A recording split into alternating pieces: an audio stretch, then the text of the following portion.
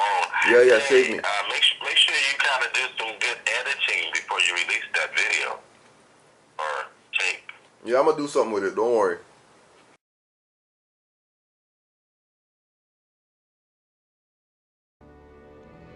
Open your mind. Open your mind. Open your mind. Open your mind. Open your mind. We came over here on a slave ship, Oh yes, yes, yes. right? I'm glad. By some Europeans, and they overpowered us. You know what I mean? The mighty black people of that created the universe or whatever. They overpowered us. Just to make us look weak again, that we can say that they are a powerful people, because they overpowered a powerful people. So that makes them look in another light powerful again. Right. Interesting. So Can I back up a little bit when you said something about Nova Scotia and those places? yeah. So Is it fair to say that since they inhabited that land by possibly killing us off there, and I'm sure that took a lot of time to do that. right. Is it fair that we can possibly see us off of this land here at some point? Is this to be all European, like America or other parts of the planet? Well, it's not. It's not because of quote unquote multiculturalism, right? Because of multiculturalism, so-called multiculturalism, right? All these other people having to migrate, emigrate, whatever, because of, you know, war, famine, things that these Europeans created, right? They really surrounded themselves only by their enemy. Have you heard? It's on the table, Sergeant.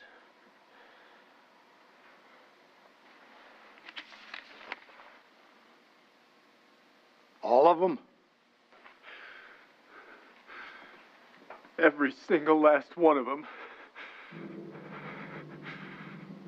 Good Lord.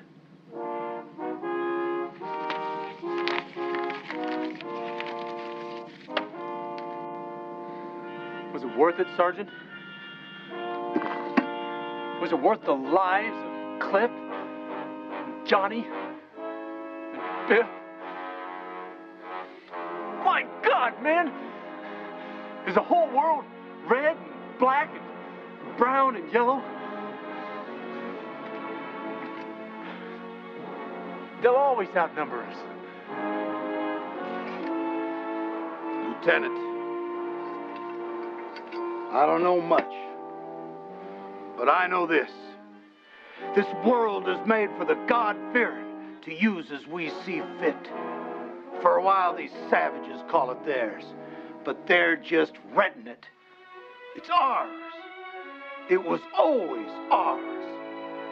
We just ain't claimed it all. Yet. Kill them all. And let God sort them out.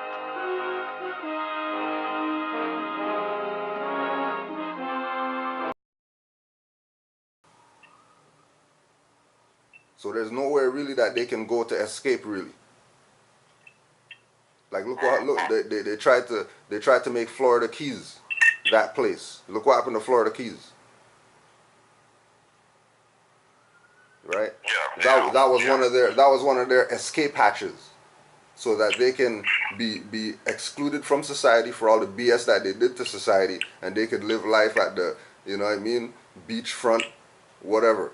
Well, all that's done. They retire. Right. After they did all that dirt and crime. Right. But they don't have that anymore. They go there to hide and retire. Right. But they don't have that anymore. That's done. That's over. You think it's ruined? No. Well, I mean, they have nothing right now. Regardless of what. Yeah. Regardless of what, right now, everybody who was there has nothing. Oh, that's what you're saying. Yeah. It's totally ruined. It's in ruins right now today. Right today, right now, to this day, right now, September 23rd, there's no Florida Keys. Now, we know if we say that we are students of, let's say Marcus Garvey, right? Or the Minister Farrakhan. Well, let's stay with Marcus Garvey for right now, because Okay. he's the only one of any of the so-called black leaders that said, "Catch me in the whirlwind." Catch me in the what? The whirlwind, The whirlwind. right? What is a hurricane a whirlwind? Yep. Is that what he meant when he said that? Well, hey, you know what I mean? We'll just leave it in the air. He said it. I don't know, but we'll use our common sense and come to a conclusion. The whirlwind, the wind in the world. And that's what we just experienced. This total destruction of wind, 150 miles per hour. Oh, okay. What else could he have meant? What else could he have meant? Common sense though, right? It doesn't have anything to do with anything other than common sense. If this man made a statement, he made plenty common sense. all right. So you know what I mean. So now we know why there's no Florida Keys and why there's no Texas and why there's no certain places who, when we check the record of mid 1900s to Marcus Garvey being deported and all that, right? The track record shows that it was the South that was against him. I did read that somewhere on Facebook. Right. Some months ago, and it was relating to something like that. His distractors and stuff were out of the South, from the plantation. Right. Okay, so I can kind of follow you with that some bits.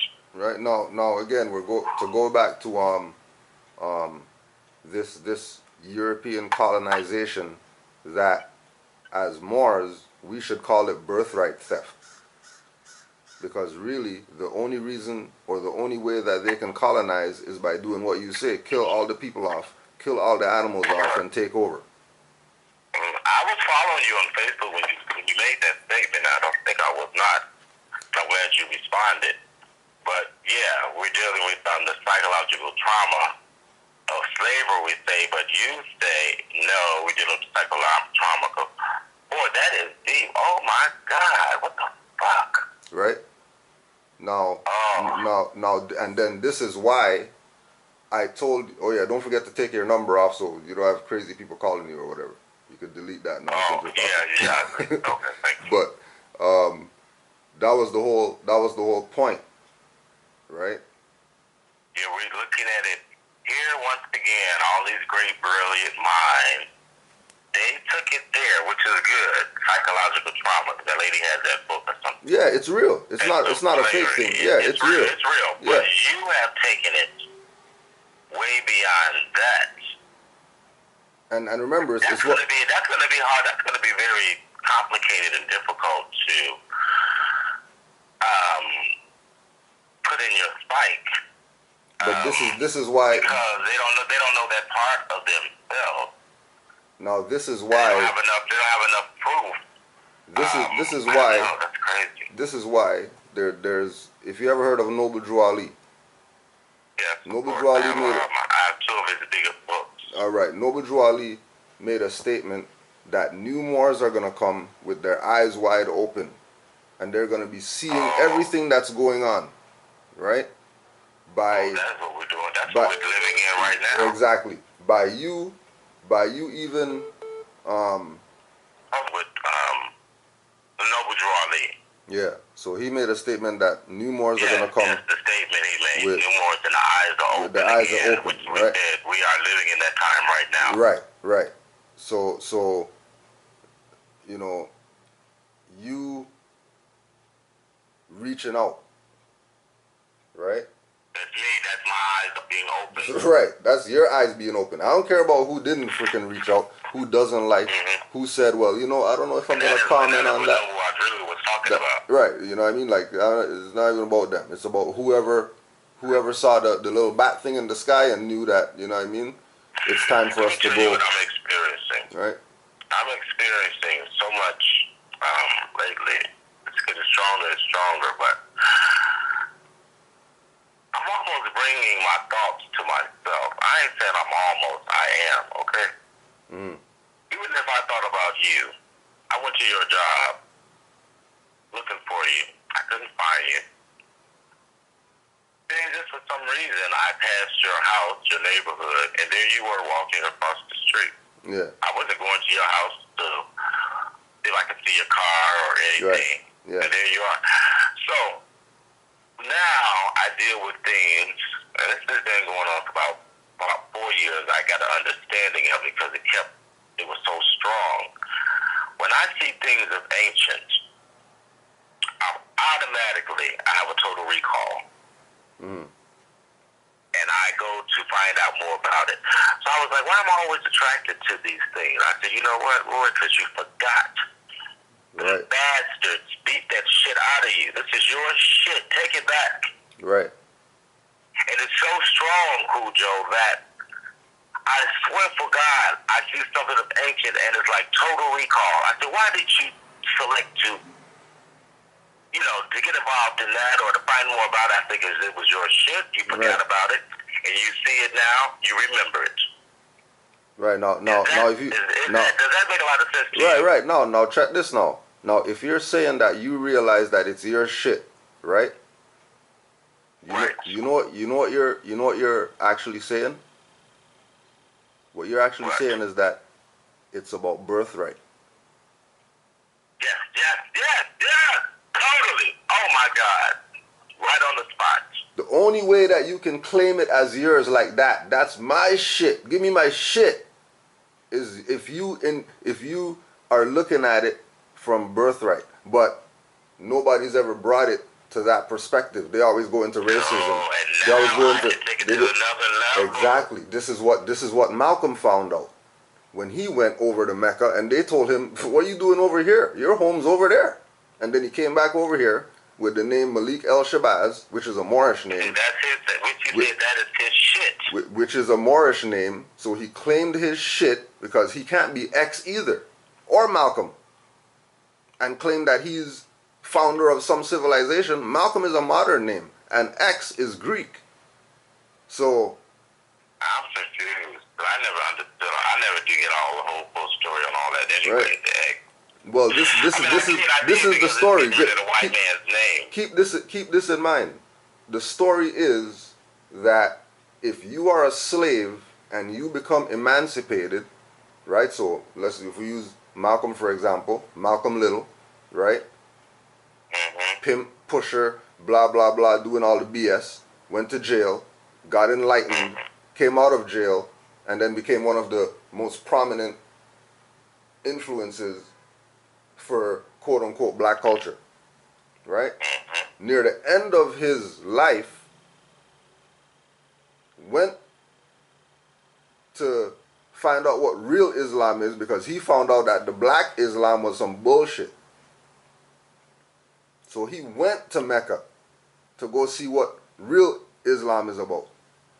Right in his own country. Right. Where he came from. Not even here. He went over there, across the Atlantic Ocean.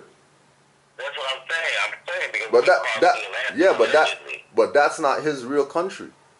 His real country is here. That's why when he went there, they told him, "What the hell are you doing here? What do you mean you're coming back home? Your home is." That's what you're saying. His home is over there. Why? Because he realized that it was birthright, and then he came back over here and he started talking about going to the UN and human rights and stuff like that. He wasn't talking about black bullshit like he was talking before. That's what he went to the UN about. And that's why they assassinated him. Oh my fucking. Because they knew that he was going to be one of the people, because he's a big mouth or whatever, and he's that influential that if he starts talking.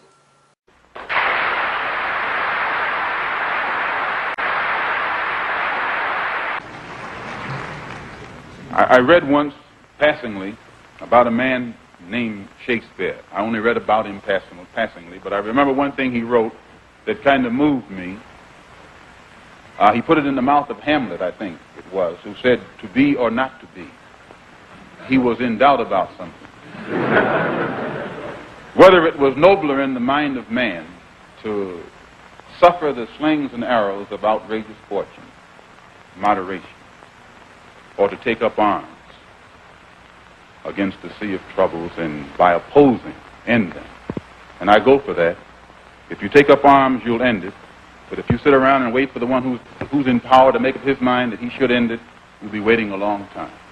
And in my opinion, the young generation of whites, blacks, browns, whatever else there is, you're living at a time of extremism, a time of revolution, a time when there's got to be a change. People in power have misused it, and now there has to be a change, and a better world has to be built, and the only way it's going to be built is with extreme methods. And I, for one, will join in with anyone, don't care what color you are, as long as you want to change this miserable condition that exists on this earth. Thank you.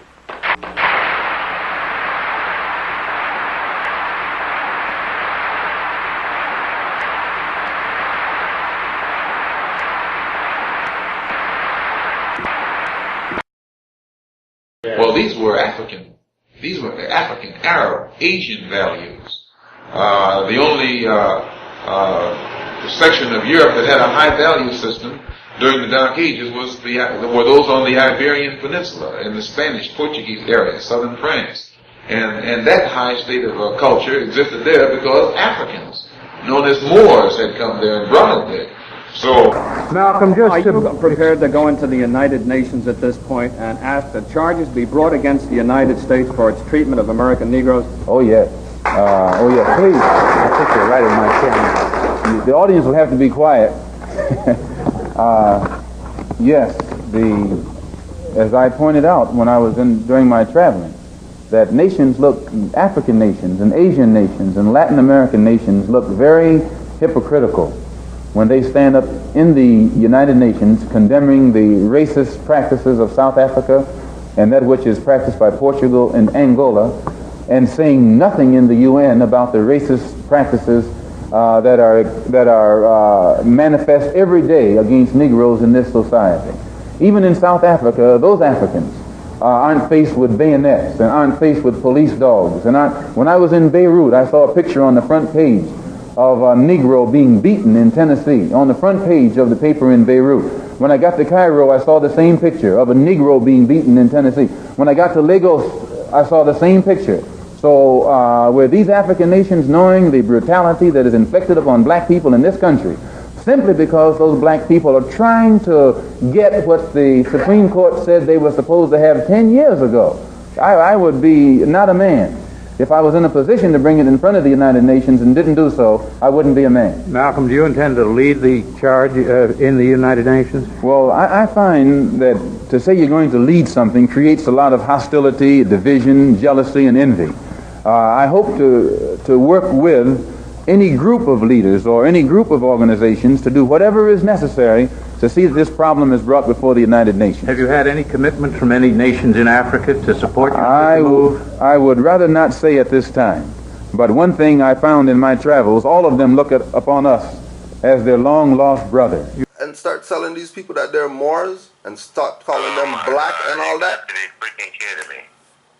Right? So that is why the nation is probably a part of the I don't know words to use. Part of the birthright theft. They're being paid. Part of the paid to not to reveal this or something. They're part of the birthright theft. Oh, they're part of the birthright theft. You deep down, where the hell you come from? Right? They're part of keeping us not getting our shit back, but marching in the street and complaining and laying down in the street and doing all this BS instead of claiming your birthright. Until I get the signal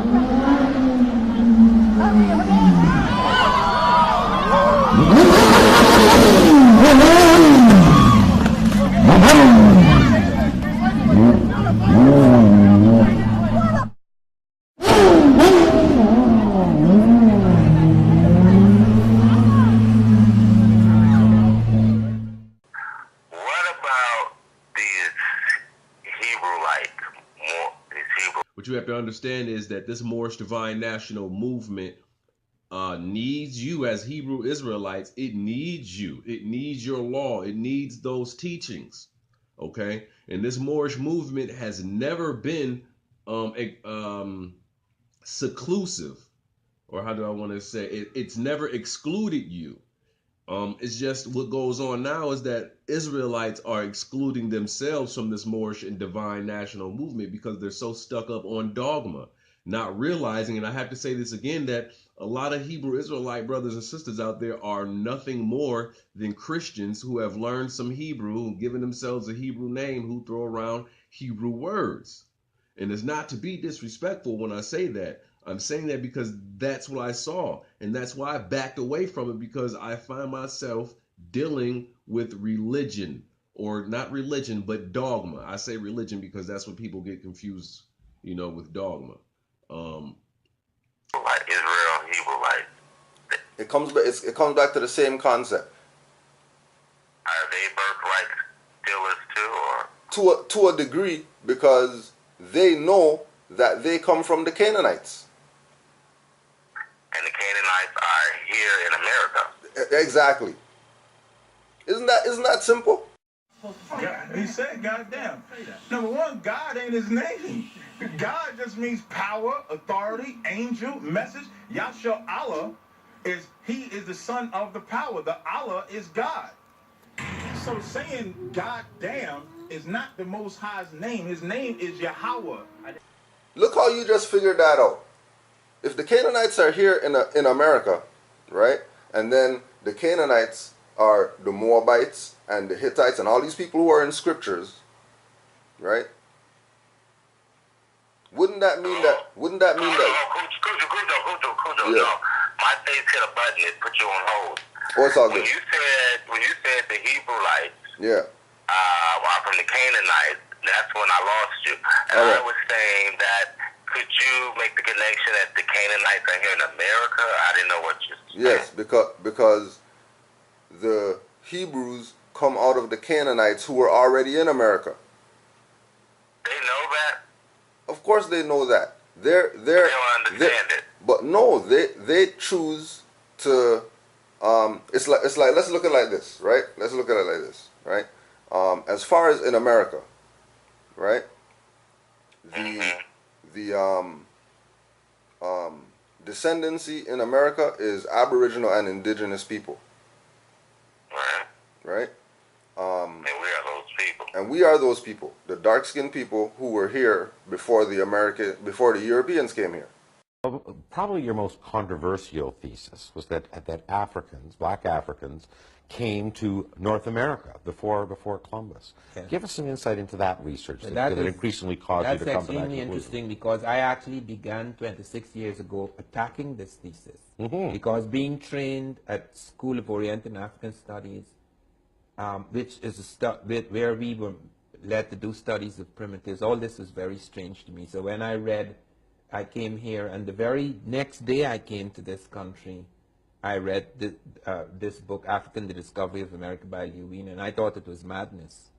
I was very impressed by the linguistics, because I was both a linguist and anthropologist at the time. I was very impressed by the how could you have such coincidences?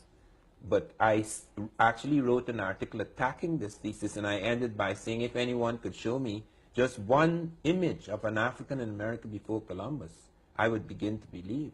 And I sent it off to Random House. Charles Harris was the editor of some magazine, Amistad 2. And he called me the week later and he said, Van Sertman, something strange has happened in my table. He said, if anyone could show me the image of an African in America before Columbus. And that was the last sentence in your paper, and I turned it over, and there were 6 images of African America before Columbus, because John Williams, the novelist, had met some strange German who was last of the royal family of Germany, and he had spent many years in excavations, etc., and they come up with these heads. So I then flew to Mexico to see von Lutenau. We became great friends. Every year I would go into different fields, into botany, into linguistics, and found that all sorts of things connected.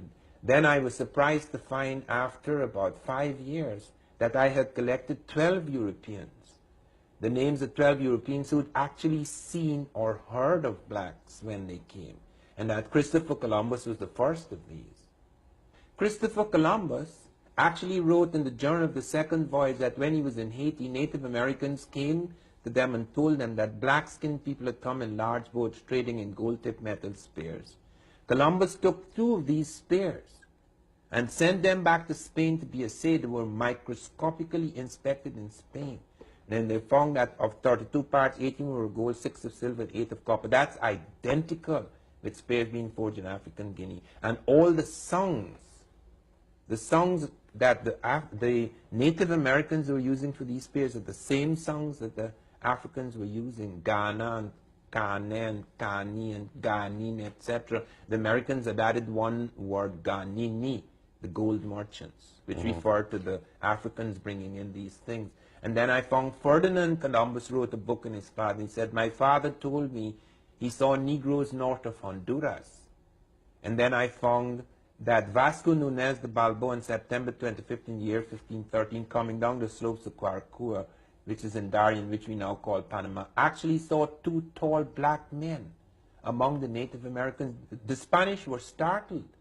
These men were about 1.5 feet taller than the Native American. They were exceedingly black. They had a different texture of hair, different features. And they asked the Native Americans where these black men come from. And they said, we don't know, but they're in a large settlement nearby, and we're waging war with them, and we've captured these 2. Several people commented that. Peter Martyr, one of the first historians of America, said that these black people must have been shipwrecked long ago from Africa and had taken refuge in these mountains. When they came here, people were here. They say that. Those people... They say it wasn't us. They say those people were not us. Right, that's what they say. But when you go back and check the records, the ship records of them coming over here, they say dark-skinned people out of their own mouth. Right? They say that. They don't say Indians or light skin or whatever like that. They say dark-skinned people. They say people who look like tar and stuff like that we found over here. That's that damn book. I had my book collection stolen from me. No, I had my house taken from me, all my things I ever owned taken from me through eviction. So my book collection was in there. And I swear one time I was hunting for books or something. I come across this book dealing with over here in America, and it was just, this man had written his memoirs of, him being over here. Right. And he was describing, and that's why I grabbed the book.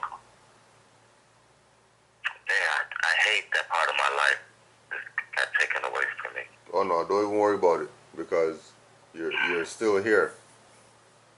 So the purpose still has to be fulfilled. Again, just like what we were talking about, the purpose is to recognize that you can't be Hebrew because that's a language. You can't be Israelite because the etymology of Israelite comes from Israel, which comes from Isra and El. And Isra means Sarah. Isra, El, Israel, Israelite. The people from Israel are really descendant from Sarah.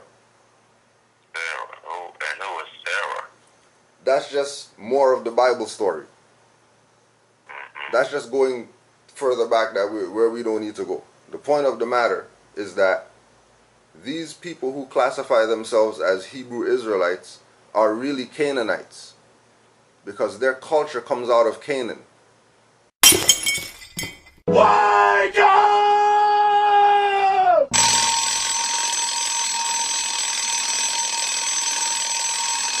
This is the Bible's explanation for the name Yahweh. But there are certain important and unique features of this burning bush dialogue. First, God identifies himself to Moses as the God of Abraham, Isaac, and Jacob. He reveals to Moses a new name, Yahweh, so that Yahwism and the Yahweh cult can be said to begin only with Moses. Exodus 6, verses 2 to 4, very important passage. Exodus 6, verses 2 to 4. And here God says, I am Yahweh. I appeared to Abraham, Isaac, and Jacob as El Shaddai, but I did not make myself known to them by my name, Yahweh. וארא אל אברהם, אל יצחק ואל יעקב באל שדי, ושמי אדוני לא נודעתי להם. Now this contradicts the J source. And many scholars have suggested that P and E preserve a memory of a time when Israel worshipped the Canaanite god El. P and E wish to claim that the God who covenanted with the patriarchs is the God of the Exodus, but now with a new name. God is 6 times called El Shaddai. Other names are El Elyon, El Olam, El Roi, El Bethel. You can see the translations of these. The everlasting God, God Most High, a God of seeing, the God of the house of God, and so on. El is the name of the chief god in the Canaanite pantheon. Now, Noble Drew Ali told the so-called black, Negro colored people of America during the 1920s when he was around that you're not Negro black colored, you're Moors. The reason why you're Moors is because you're Aboriginal and indigenous to the land, and you're descendants of Moroccans that were born in America. Right, that's what I was saying. That's what I understand. Right, so majority that's what I relate to. Right, because majority of people who claim that they come over here from Africa as a slave, 99% of those people, they're going to tell you that their grandma told them one time that they're Cherokee. Yep. You know, so when I hear Noble Drew Ali, right, my first lecture, I know it's the truth because, you know, I sit in that lecture, I say, see, I recall all this shit I forgot. Right. And I'm absorbing and I'm like, man, somebody wants me to remember. Are you telling me, Professor, that because the Greeks called it Egypt, that we don't need to call it by its original name? We need to stay away from Kemet or Timeri, and we need to just regurgitate what the Greeks say and say Egypt. Are you saying that that's a proper name for it? The name Egypt was not coined by the Greeks. It was coined by the Coptic Egyptian speaking Greek. Oh, that's new. Go ahead. That's new to me. Okay. Now, just like Jesse Jackson speaking English told the white media in America to call us Africans living in America African Americans. No white man did that. It was this Negro by the name of Jesse Jackson speaking English that said that and told the white media to do that. So the same thing with this word Egypt, coined by the Melkite Coptic Egyptian while speaking Greek, because when Alexander the Greek came into Egypt, he forced the Greek language on our ancestors, the ancient Egyptians, and they learned that language. Okay? And they were asked, who are you? They said, we are Egyptus or Egyptos. So that's where the word Egypt comes from. So I differ from you or anybody else who bring me that argument. Okay. Okay? Mm-hmm. So why would you use a different name that the world is not using to identify our ancestors with? You're taking away the glory of our ancestors' culture and civilization. For 9,668 years before the Greeks came into Egypt, our ancestors had a civilization running and in place. They civilized all of humanity from that one culture in Egypt, in Africa. And here you come along, the rest of these African scholars talking about Kemet. The world don't know anything about no Kemet. They know our ancestors as ancient Egyptians. With this shit, because I wouldn't be. You want you to remember. You want you to remember. You want you to remember. Yeah. Remember Total Recall. Remember That's how I was able to understand when I'm going through this metamorphosis I'm going through. Yes, but remember they told you, yeah, they told you as Jason Bourne. They told you that. As see that. I have to see that movie. Right? They told you that you're going back to your birthright. You're trying to remember who you are, but there's things things that's going to be thrown at you that it's like, you know, Matrix with the deja vu when you see the black cat 2 times and you know that you've been here before. You know that this happened already. You know that you heard this. You know that this information is resonating with you in a place where information shouldn't resonate with you. So a couple of weeks ago, I have a food delivery. I work for part-time. I take some food to this place that I've been to before, which is like a place of consciousness, you know. Yeah. I think they're more on the side of dealing with a lot of the Egyptian part of our ancient selves. Yeah. So I happened to go in there again, which I hadn't forgotten about the place, but I haven't been there in a while, and they were still there. So I go in, and they had these candles they were selling, and they had faces of some Egyptian something on there, right? What's that? I said, that's me. I look like him or something. Yeah. I go home. She tells me his name. His name is Kansu. I go home and I Google Kansu, and I swear Kansu was in me. Yeah. I was freaking out. Yeah. And I just understand myself this more all the time, man. It's just, I need to be comfortable and love myself. I read something the other day. I was like, that's me. Right. And again, cool as shit. and just what you said, you know what I mean, learning to love yourself. That's why Noble Drew Ali told the Moors, the so-called classified Negro black color people, that you need to learn to love instead of hate. And that definitely starts with yourself. Definitely start with yourself, because if you love yourself, at some point you're going to understand why other people like you do not love themselves. Right. Because they don't know why to love themselves. Right. I know how to love myself because I know there's a Michael Jackson in me. I know there's a Stevie Wonder.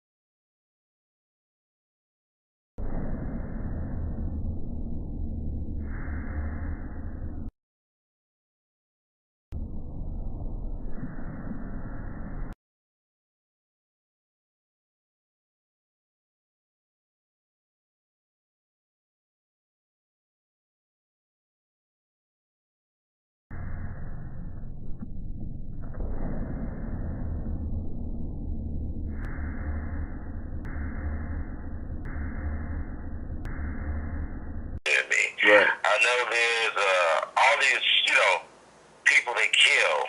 Right. Yeah. Because they know it's thousands of us over here in my community, Inglewood, Like there's a young person over here that can discover all the medicines to cure these diseases, but, we kill them. Yeah. They get killed every day because nobody tapped into that melanin of theirs. Exactly. That melanin brain of theirs. Right. But again, right, like we were saying, how are they gonna tap in if they recognize it as post-traumatic slave syndrome opposed to birthright theft. If they realize that it's about birthright theft, they would realize, hold on a second, how about we just build our own goddamn school?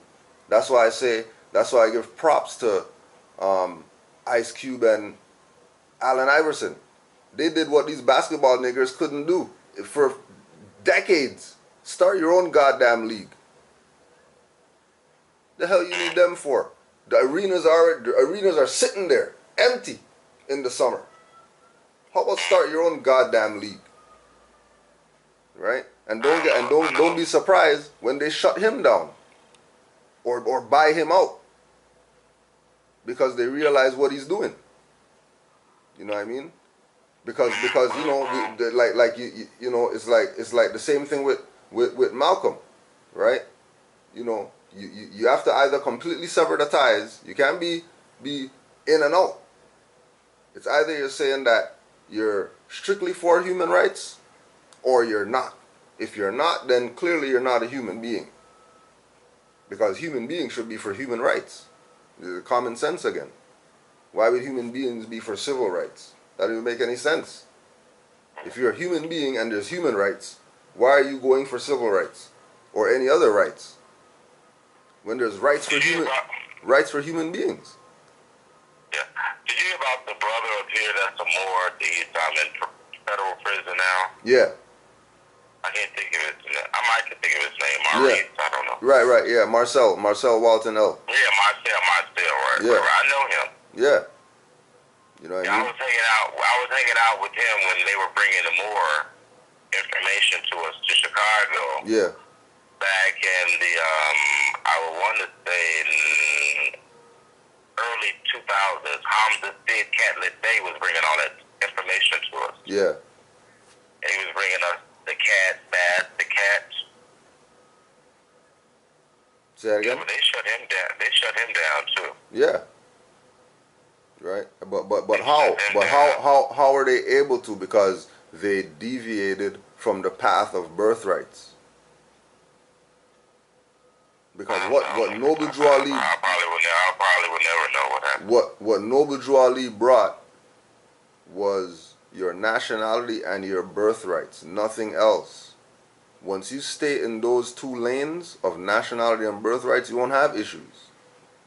People have issues because they get distracted by the carrot on the stick. How do you do that living in the society and the culture we live in? We're doing that right now. All we have to do is do it as free people. No different than during slave time. We basically said, yo, we don't want to be on the plantation.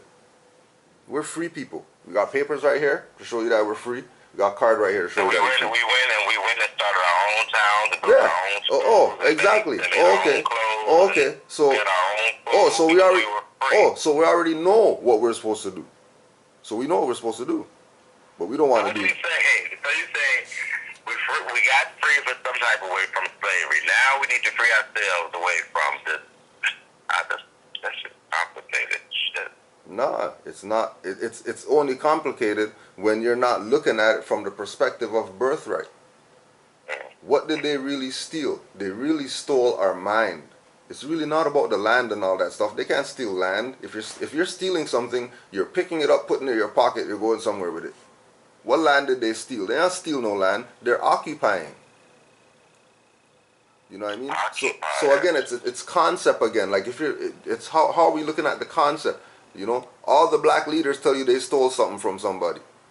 They stole this, they stole that, they stole this, they stole that.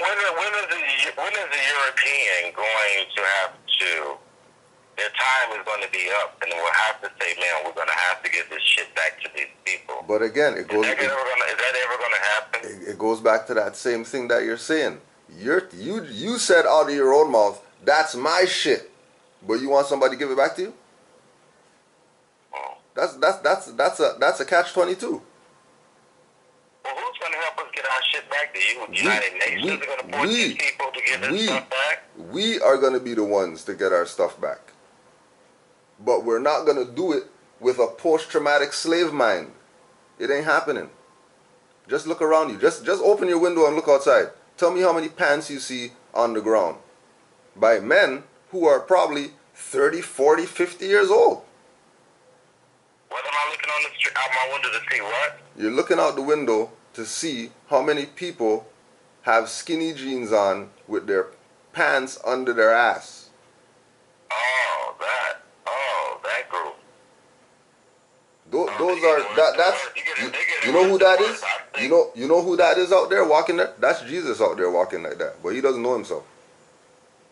That's King Tut walking out there, but he doesn't know himself. He has post-traumatic slave syndrome. Oh, okay, so it's all you know. The mindset lets you know.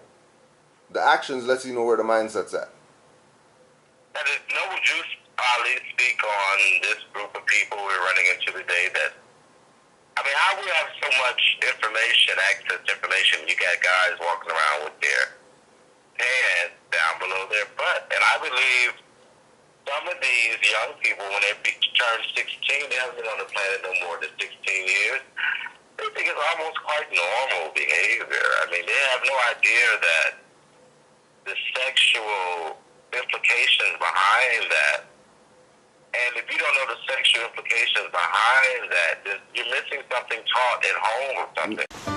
So I have a question for everybody. Lately I've been seeing that more and more guys have been going with this new skinny jean fad. And my brother actually went to the mall and bought a pair of these. He's actually in Africa right now, which is why he hasn't been in any of my videos. But he'll be back soon. But he got a pair of these, okay? They look hideous. This says Levi's 510 Super Skinny. And these jeans that I have on the other hand right now, are Old Navy relaxed jeans or something like that. Now what I don't understand is why do guys wear jeans like this that, you know, are like girls' jeans, when jeans like mine are obviously so much more comfortable and loose. So to kind of keep an open mind, when I saw these, I thought to myself, you know, maybe I'm wrong. Maybe they are comfortable, you know, it feels maybe a little lighter. Maybe I'll like the tight feeling. I don't know, like, maybe I'd like to be squeezed in ways I've never been squeezed before. So I went ahead and tried them on.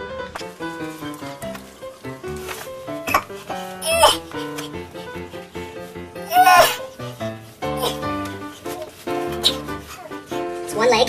Here's the other one. I got this. I got this. Oh my gosh.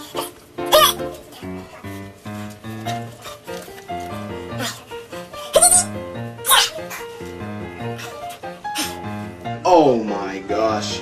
How does that even, oh my gosh. How is this comfortable? You know what this makes me feel like doing, right? You're a jerk. You're a jerk. You're a jerk. You're a jerk. You're a jerk. You're a jerk. You're a jerk. You're a jerk. I don't know if wearing these pants makes me feel like a bigger idiot, or if doing that dance made me feel like a bigger idiot.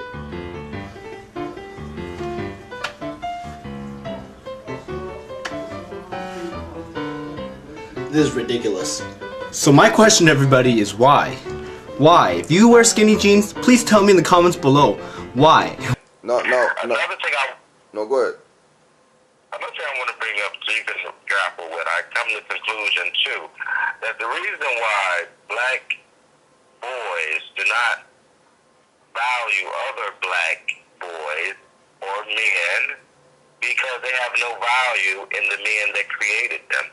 They see no value there. And when you see no value in your father, when your mother shows you there's no value in that black man, well, then you have no value for your own brother that's standing right next to you because you have no things of like for a black person. I like my black father. He taught me how to love all black men because my father was there. He taught me how to tie my shoe. I watched him tie his tie. He taught me how to tie his tie, shine his shoes. Watch him get dressed for work. Make sure he had his lunch when he goes out the door. I took orders from him. He reprimanded me. So I love all black men. Right. Now I don't love a black man because I didn't have a father that taught me how to love him. Right. Which is my father. Taught me how to love him. Exactly. Not hate him or dislike him. Then I myself like all black men. Right. No. I'm not going to kill Cujo when we get into a fight or an argument. Right. Right. Because I know Cujo Because has the you were value. brought up, right. Besides, right now we have an argument and a dispute and a dislike for each other.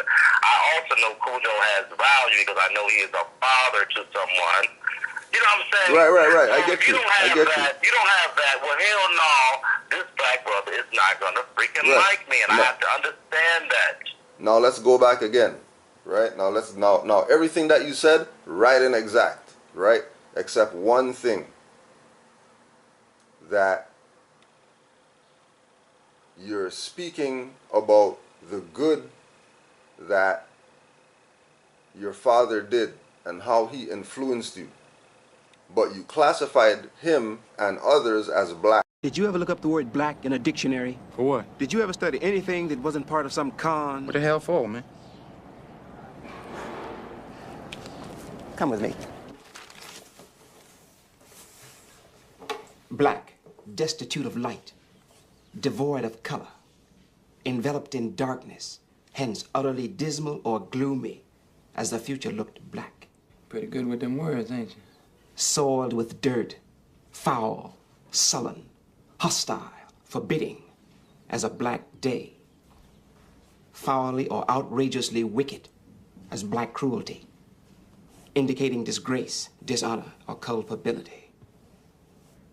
And there's others, black male, black bald, black guard. Yeah, well, there's some more, right? Which when we put words into the atmosphere,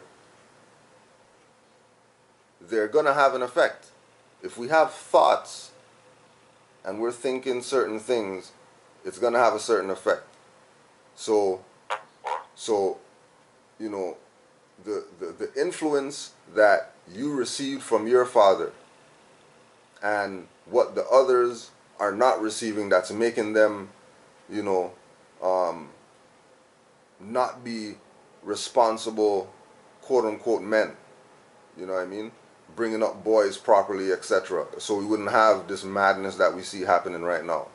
The real issue is that the words that we use cast spells. So when you look up the definition of black, it's everything negative. We awake each morning and go off during the weekdays to earn the living at various jobs and undertakings until we come to the weekend. And this seems perfectly acceptable to most people. However, more people die between 6 and 9 on a Monday morning than any other time of the week. So I do what I call a translation of the English language, and I spell that T-R-A-N-C-E with the idea that words cast spells. So when you translate that life sentence, you remember that awake is a funeral party for the dead. Mourning is the state you're in when you attend a wake. And you would have to be in a weekdays to earn the living, since urns are for the ashes of the dead. We call our jobs undertakings. Job itself is a Hebrew word for persecuted. And what we get at the end of this perverse bargain with life is the weak end of the deal, as we become progressively weakened ourselves. And so our most prevalent greeting to each other is hello, the reverse of which is, oh hell. And at first, I suspected the hands of collusion entangling the language to foster illusion. And I think it's quite true that a culture's theology has a great deal to do with the word's etymology and how it evolves over time to combine incompatible meanings that may undermine the original thoughts it was meant to define.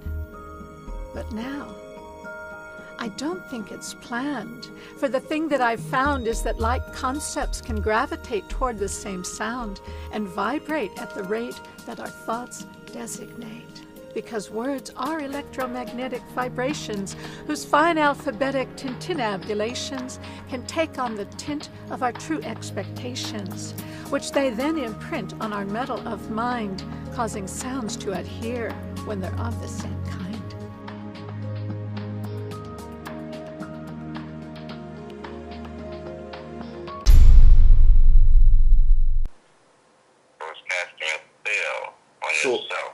on yourself. Even when I write it down, I'm writing the spell down. Exactly. I'm writing something negative. Right, and then that's why they call it spelling. Yeah, I've been to that lecture. Right? I Yeah. know that. Not because of words, but because what you say.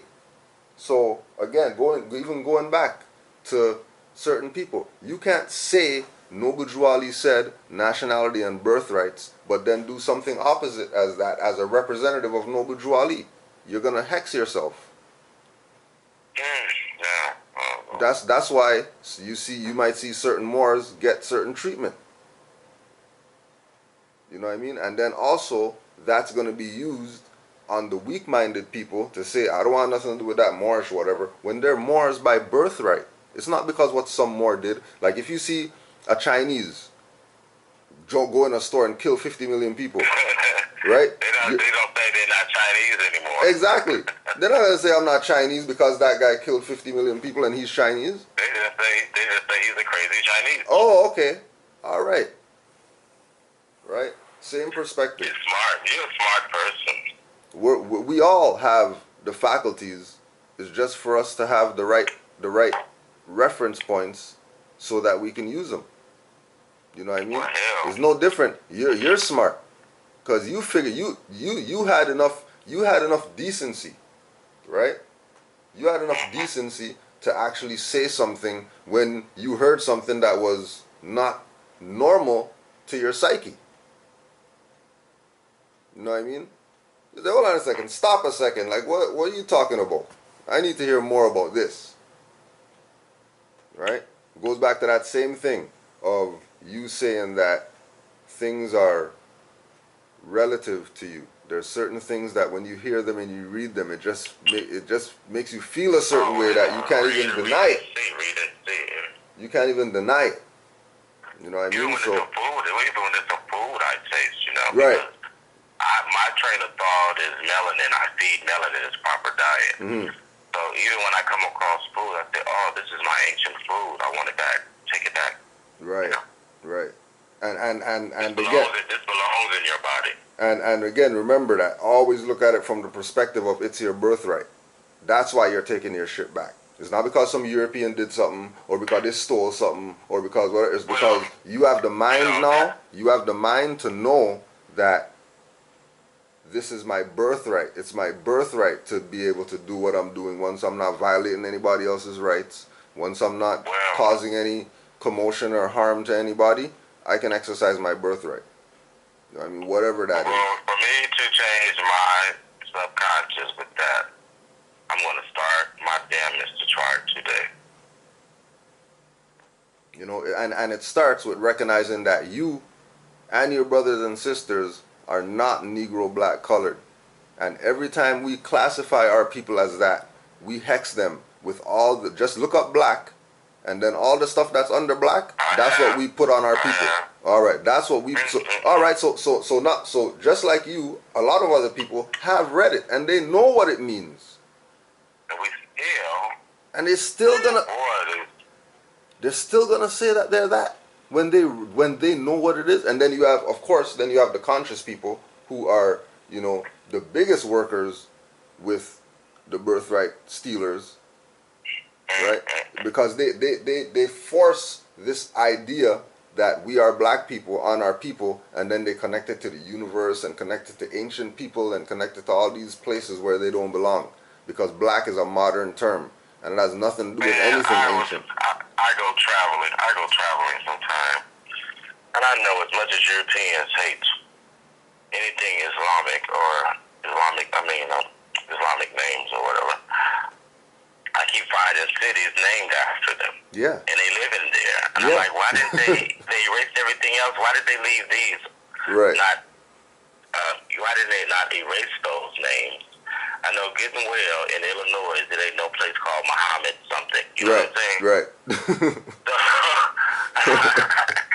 That's just something kind of kills me. So I pick up the atlas, which was stolen again, which I lost. Yeah. And I was going through the whole country, and I'm finding all these, like, whether they're Indian names or, you know.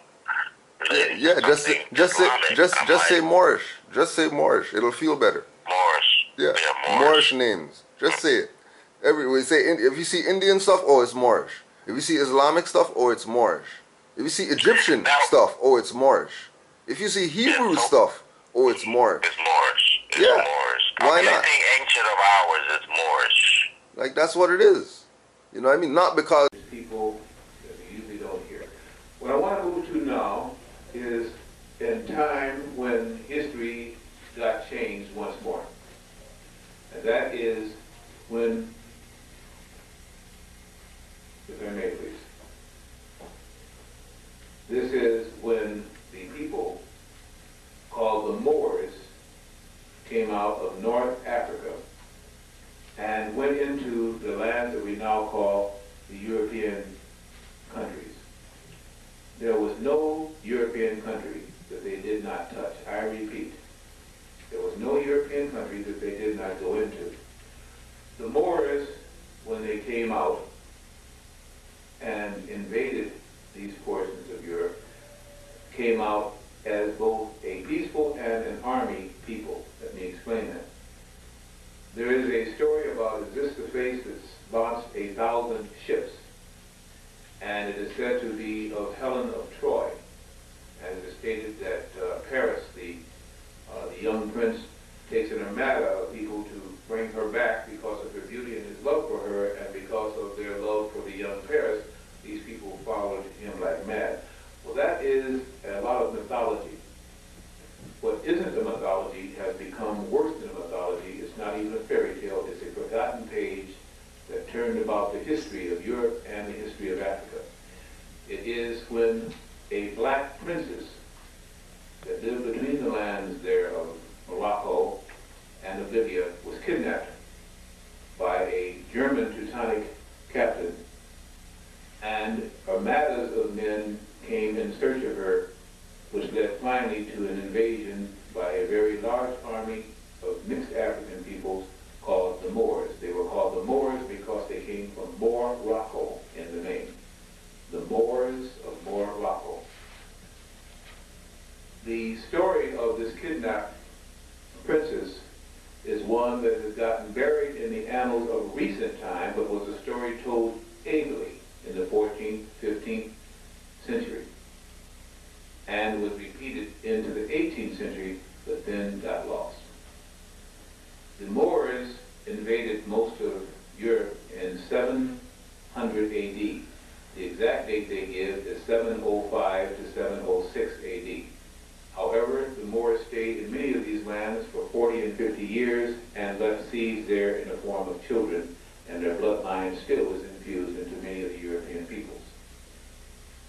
The princess, and I want you to remember this because I doubt that you will hear this story anyplace else, and as in most of the classes that I give that are unique with the subject matter, I suggest you go research it, and if you find it to be a lie, or if you find it cannot be supported, or if you find that it is erroneous, please come back and tell me, because I will be the first one to try and change that part of it if it is so. Not because, you know what I mean, you know, that's the only thing that we were. We know that we were other things. But the last name on the record with these Europeans' engagement, as far as our people are classified, they were Europeans and we were Moors.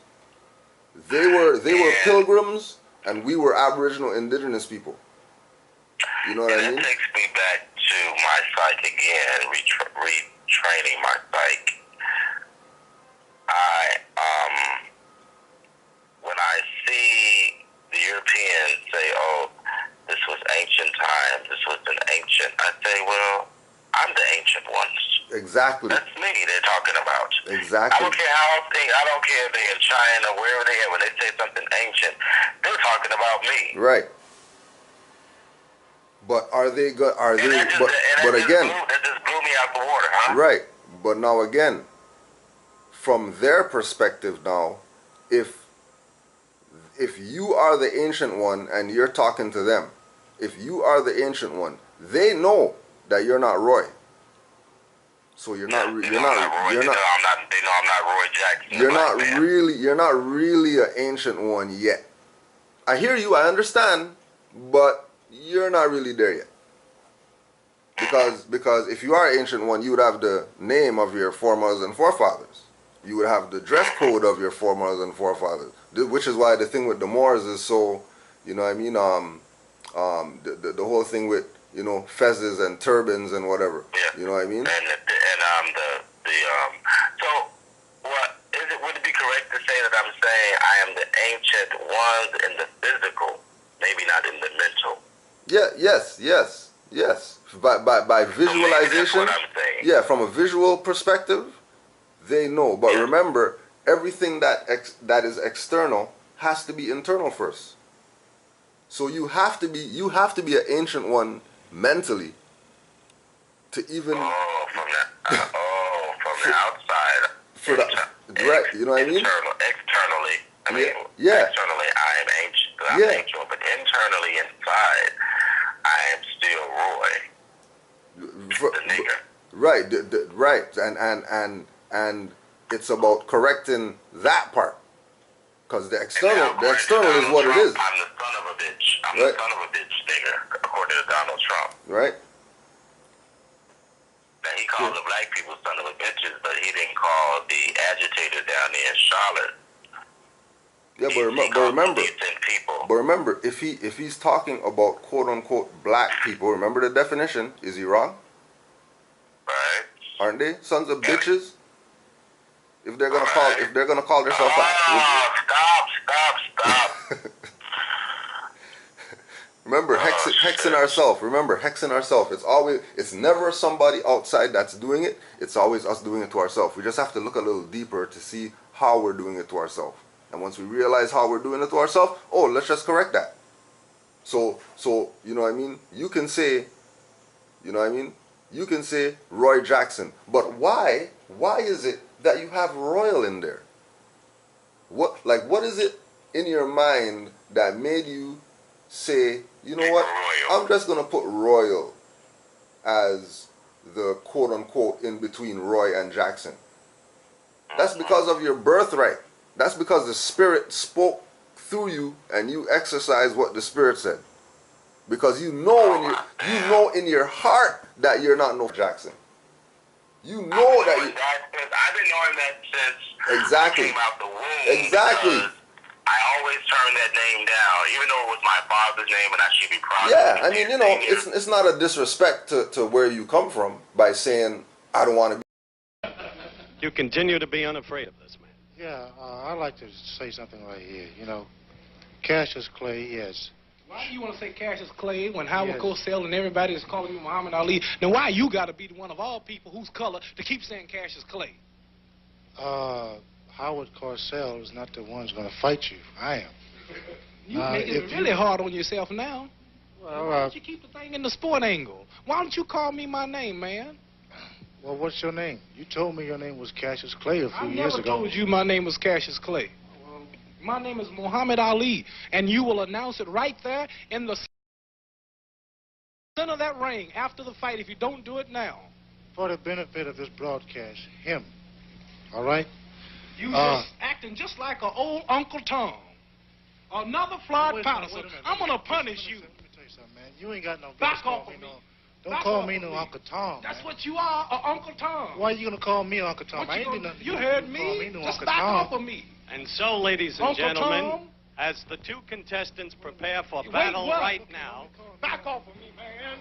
Back off of me, man. Another interview has been recorded for posterity as the two gentlemen continue to promote the fight. Perfect, that's it.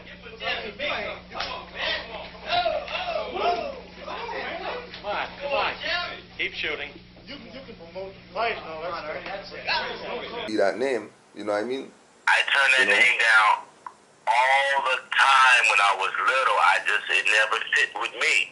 And then when I asked my father where that name came from, he said, you were named after the doctor that delivered me, I was told. I said, that white man, well, I never liked that name anymore. Right? You know what I mean?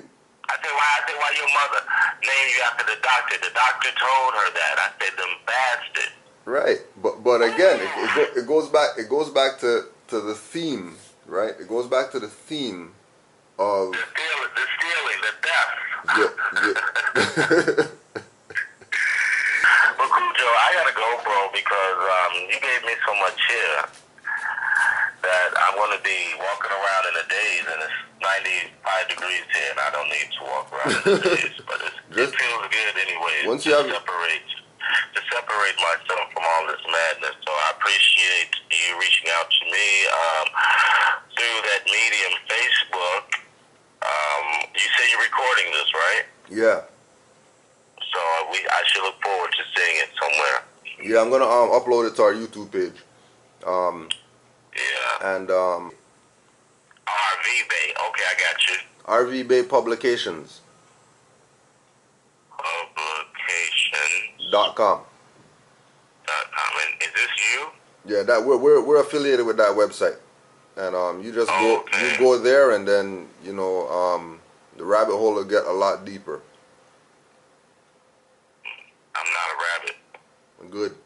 So it should be. So you should be good then when you go there. Oh. You should be right at. You should be right at home when you go there. Yeah, peace and love, brother. Anything else? You tell me. Anything else? Oh, I'm sure there's going to be much more later. I'm going to put your number in my